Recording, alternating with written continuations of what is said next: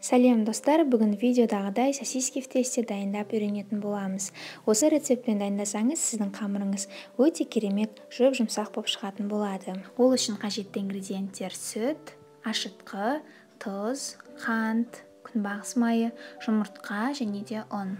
Ең алдымен ыдысқа сүтті құямыз. Содан соң оған ашытқыны қосамыз. Содан соң тұз бен қантты қосып, барлығын жақсылап араластырамыз.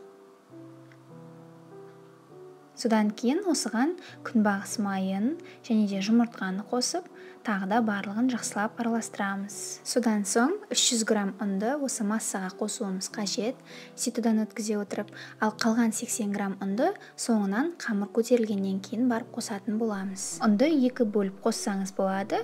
Бірінші осылай жартысын ситодан өткізіп қосып аламыз және де араластырамыз қасықпен. Содан кейін қалған жартысын қосып, оны да жақсылап араластырамыз. Яғни уже қамыр илеуіміз қажет болады. Қасықпен ыңғайсыз болса, қолмен осылай араластыра отырып, қамыр илейміз. Қамыры осы видеодағыдай өте жабысқақ болып шығады.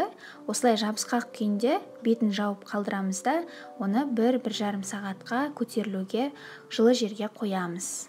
Менің қамырым 1,5 сағат жылы жерде көтерілді. Ол осындай болып көтерілуі қажет. Содан кейін оны алып, ыңғайлы дастарханға немесе қамырды жаятын жерге қоямыз. Және де осы дастарханның бетіне ұн себуді ұмытпаймыз, яғни 80 грамм ұнды осы жерде себеміз.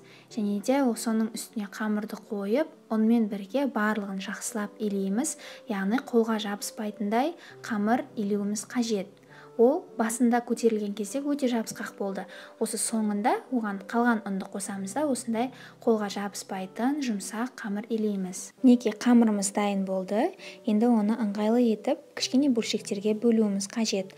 Алдымен осылай 2 бөлікке бөліп алсаңыз болады ыңғайлылық үшін. Содан кейін оны алып, тағы да осылай ұзынша етіп, содан соң 2 бөлікке бөлсеңіз болады. Және әрқайсысын 5-6 кішкентай бөлшектерге бөліп шықсаңыз болады.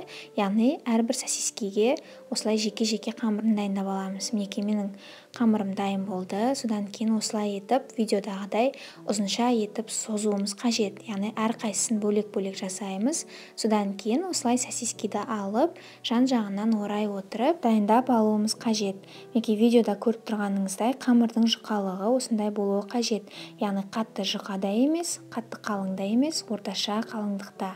Сол кезде ол жақсы көтерілетін болады. Мінекей біреуі дайын, қалған сосискенің барлығын дәл солай дайындап аламыз.